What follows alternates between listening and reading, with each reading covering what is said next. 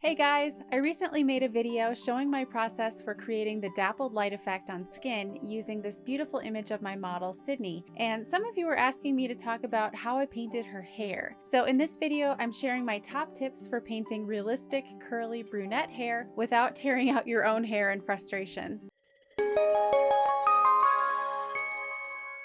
Start by planning your background. If you're doing an atmospheric portrait like this one, it's important to create some kind of connection between the person and the background. One useful tool employed by experienced artists is to plan ahead for lost edges and found edges. Dark hair is a great area in a portrait to lose edges so that they disappear into the background, allowing the viewer's focus to be on the face. If you paint the hair and the background separately and without forethought, the two elements will have hard edges and appear disconnected, potentially distracting the viewer from the focal point. Watercolor is unique in that when you put down marks, they're there to stay. You can layer over the top, but if you're using transparent paint, each layer beneath is still visible and is affecting the color and value of each additional layer. So to connect the hair to the background in this portrait of Sydney, I had to paint the dark green trees and the dark brown hair side by side, almost simultaneously. This wet next to wet method helps the colors blend softly on the paper. I used two separate brushes, a large 1-inch flat brush for the background trees, and a large size 10 squirrel hair round brush for the dark hair. This way I can easily switch back and forth between the two colors. Apply wet and wet base washes. The wet and wet technique is probably my favorite thing about using watercolors. We define wet and wet as applying wet paint to wet or damp paper. Now, wherever the paper is wet, it will naturally soak up the paint. The result is a beautiful, soft spreading out of color, and there's really nothing else like it in art. This is so useful not only for getting easy, soft edges, but also for quickly laying down base colors. To paint some general shapes on the hair, I usually wet the paper first. There are areas in the hair that are in both light and shadow, so I want to try and create soft edges by painting the lights and darks at the same time. I use burnt sienna for the golden base wash and then drop in some dark sepia, wet and wet, to encourage soft edges.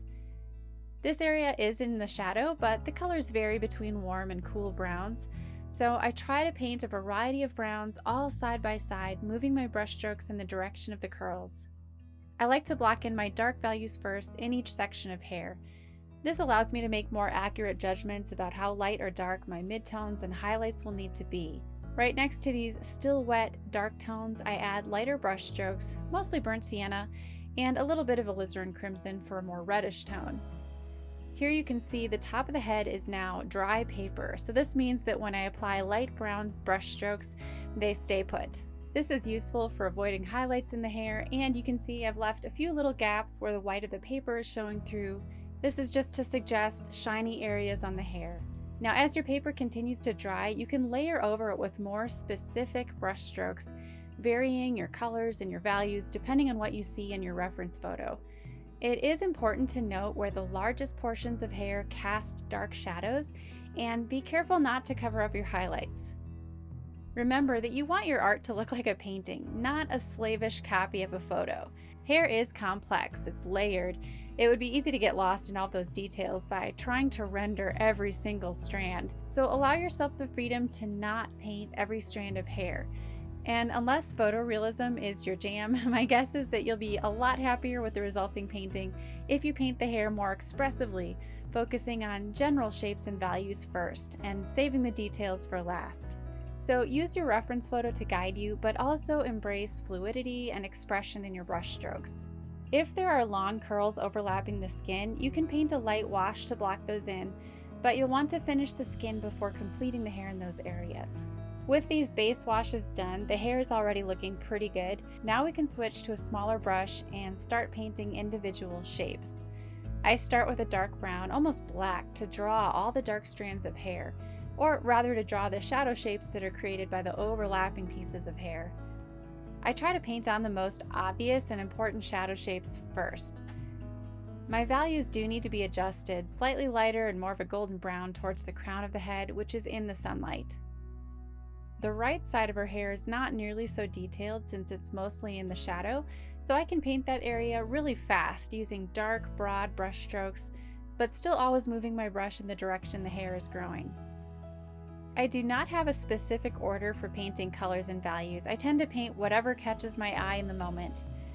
Now here at the top of the head, I paint these two very specific shadow shapes and then add the warm brown midtones surrounding them using a small brush and long sweeping brush strokes, being careful to leave little gaps in between so we have a sense of the hair's texture and shine. Decide which chunks of hair are the most important and spend the most time on those. Remember that anything you decide to paint in great detail is going to draw attention.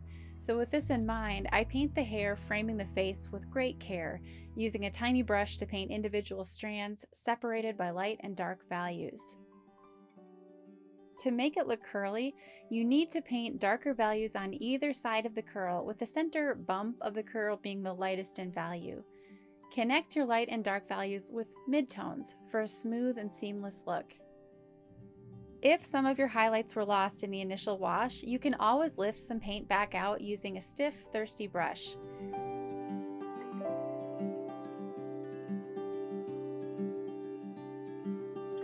Areas that are further away from the focal point can be looser and less detailed. It may take quite a few layers and hundreds of small brush strokes to get the level of detail and complexity of values you want, but just enjoy the process and be patient with yourself.